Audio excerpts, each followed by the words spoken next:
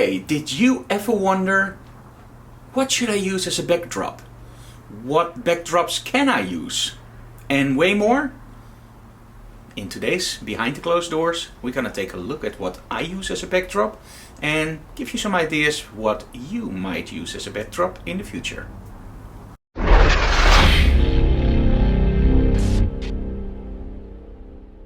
Seven, 6, 5, 4, 3, 2, 1. You'll never have the sacred stone. Oh, this you crazy mother.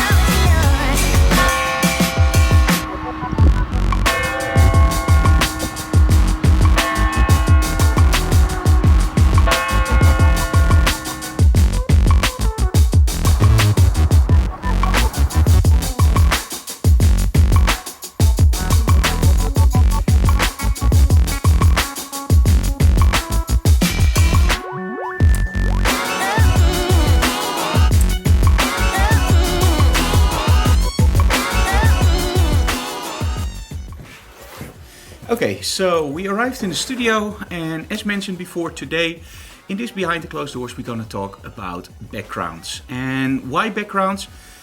Well, very simple, you have to put something behind your model, right? And you can use seamless paper, but that's so seamless and paper. So everybody does that. So today we're going to look at some more creative solutions which you can actually do in your own studio or even in your house. So let's start and let's see what we have in our studio that might benefit you.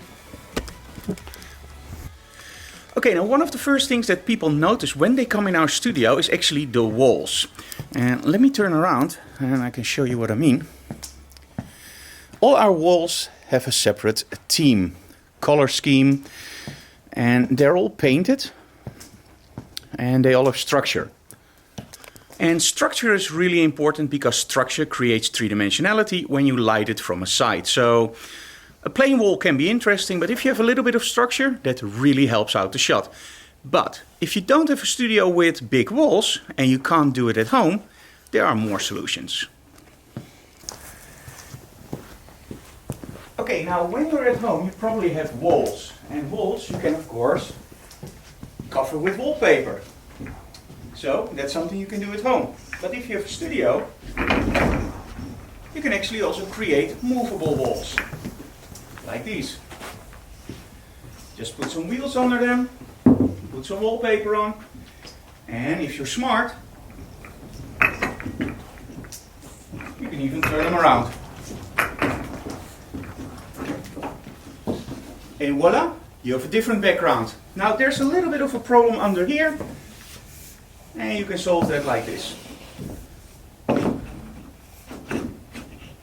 It's not Normally it fits. No, yeah. Well, Yeah, there we go. you understand. So, simple solution, wallpaper, movable walls. But hey, there is more. Now, of course, you can't bring walls everywhere, right? And sometimes you are on location. And on location, people often tell you, we have great backdrops, and then you're on location and the backdrops actually suck because they're terrible. So we always bring our own. And a week, where are you? Ah, she's behind the wall. And these things I absolutely love. These are the Lastolite urban backgrounds. And they have two sides. And I have to be honest, one side is always cool, the other one is, nah, it's okay. So we have two backgrounds and they fold up really easily. I won't ask Anouk to demonstrate. And the cool thing about these is if you go really close, you can see that there's already a shadow in there. So make sure you place your light properly. And of course, like Anouk shows you here, we can put them against the wall. But what if you don't have a wall or you want to be a little bit more flexible? No problem at all. Lastolite also thought about that. Now we all know these, right? Light stand. So Anouk, what are you holding? I don't know what it's called. It's a tea stand. It looks like a tea stand, yes. And there are actually little magnets under there. And what you can do... Now you probably already know what's coming, right? And you're absolutely right. You can actually just use the magnetic poles and just click it on. And there you go. And on location, ta-da! You have a beautiful backdrop. Put them higher. And you can put them higher or lower. Or lower, and you also can do it. You can do them in portrait or a landscape mode. And now Anouk wishes she was a little bit taller.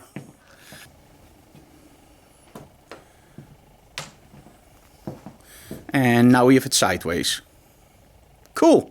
Great solution on location. You always have the perfect backdrop with you.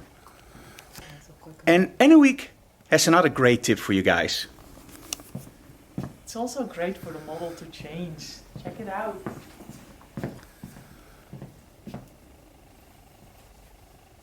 Anouk, where are you? Anouk.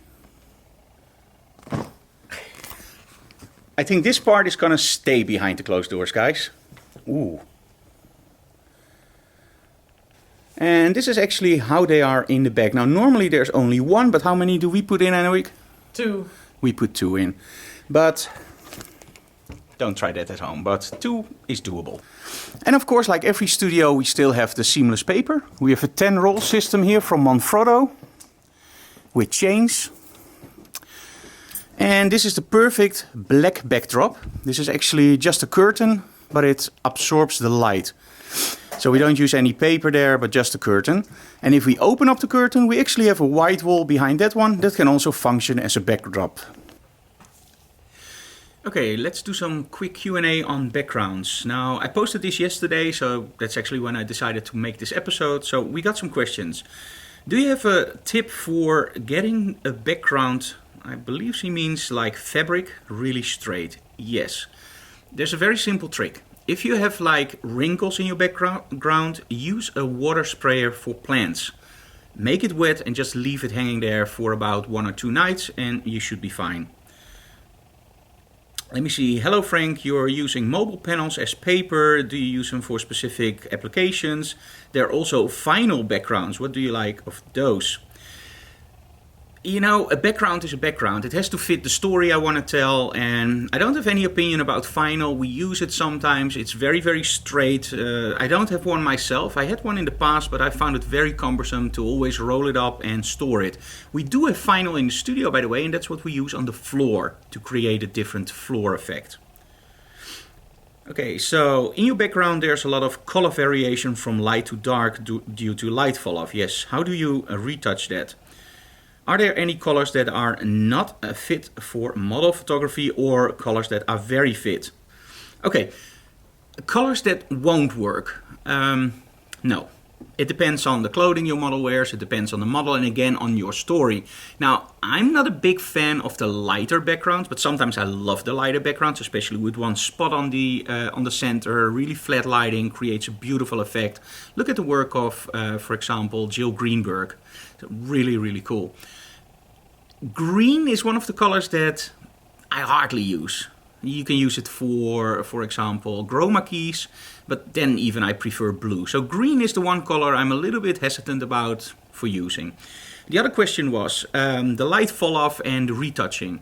The light fall off I don't care about that much. I love that in the background. I don't want my background to be totally even. If you want it totally even, use different lighting setups, and I'm going to show you that in a moment, by the way. And about the retouching of backgrounds, and I see this happening a lot. I made some videos about it in the Quite Frankly. I will link to those below. It's very easy. You have to make sure that you cut out your model and then that you really blur the background and add a little bit of noise, and that works fine, and then just put your model back in. But again, I will link to that in the bottom part.